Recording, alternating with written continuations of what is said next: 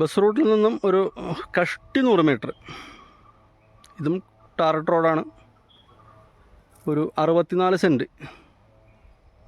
Cent സ്ഥലവും ഒരു വാർക്ക വീട് കേട്ടോ. സ്ഥലം താഴത്തോട്ടാണ്. ഇവിടെ ഒരു ബോർവെല്ലുണ്ട്. നമുക്ക് വീട്ടാവശ്യമുള്ള വെള്ളം കിട്ടും അതിനകത്തുനിന്ന്. ഇവിടെ ബോർവെല്ലുണ്ട്.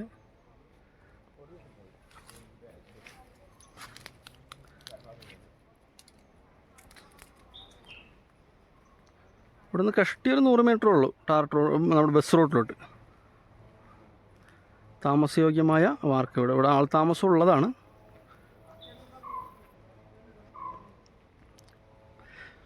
ഒരു 6-7 വർഷമായിട്ടുണ്ടാവുള്ള വീട് പണിതിട്ട്. അവരവിടെ താമസമുള്ളതാണ്. റോഡിനോട് ചേർന്ന് തന്നെയാണ് വീട്. 64 സെൻറ്റ് കേട്ടോ. താഴെ കണ്ടുകൊണ്ട് നമുക്ക് പിന്നെ അവിടെ ഒരു കിണർ കുത്താണെങ്കിൽ ആവശ്യത്തിന് വെള്ളം ഉണ്ടാവും.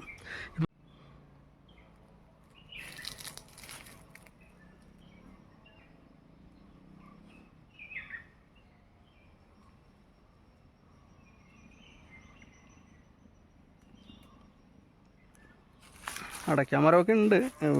തൈമരങ്ങളാണ് കൂടുതലും.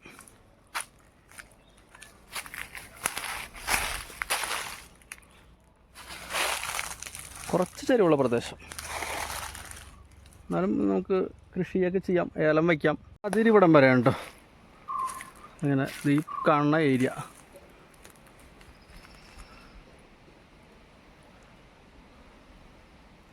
അവിടെ ഇത്ര സ്ഥലം ഇങ്ങനെ അവിടെയാണ് വീട് ആ ടോപ്പിൽ. അപ്പോൾ ഇവിടെ കിണറിന് സ്ഥാനം കണ്ടിട്ടുണ്ട്. കിണർ കുത്തിയാൽ വെള്ളം കിട്ടും. അപ്പോൾ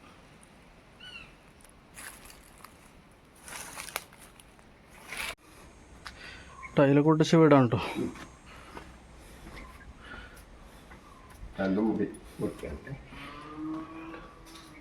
ഇവിടെ 2 ബെഡ്റൂം, ഇതൊരു ബെഡ്റൂം. തുറക്കണ്ട. ഇവിടെ നമുക്ക് അടുക്കളയുണ്ട്. 2 അടുക്കള കേട്ടോ.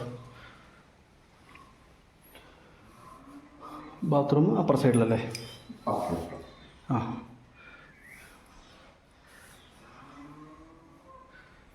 ഫ്ലോറിങ് ടൈലൊട്ടിച്ച വീടാണ്. പെയിൻറ്റ് അടിച്ചു കൊടുക്കും അല്ലേ? പെയിൻറ്റ് അടിച്ചു കൊടുക്കും നമ്മൾ. വീട് പെയിൻറ്റ് അടിച്ചു കൊടുക്കും കേട്ടോ. 3 ബെഡ്റൂം. അത് നമുക്ക് ഡൈനിങ് ഏരിയ ആയിട്ട് എടുക്കാം. അപ്പുറത്ത് കിച്ചൺ. അപ്പോൾ ടാർ റോഡിനോട് ചേർന്ന് വാർക്ക വീട്. 64 സെൻറ്റ് ഒരിടം. നല്ല സ്ഥലമാണ്. പറഞ്ഞ പോലെ ഏലമൊക്കെ വയ്ക്കാം. ഏലം അവിടെ ഇവിടെയൊക്കെ 1-2 ചുവടുണ്ട്. കൃഷി ചെയ്യാൻ പറ്റിയ സ്ഥലം തന്നെയാണ്. നല്ല താമസയോഗ്യമായ വീട്. അപ്പോൾ ആരെങ്കിലും താല്പര്യപ്പെടുന്നുണ്ടെങ്കിൽ വിളിക്കുക. വിലയും ബാക്കി കാര്യങ്ങളൊക്കെ അതിന് ശേഷം സംസാരിക്കാം. ഓക്കെ.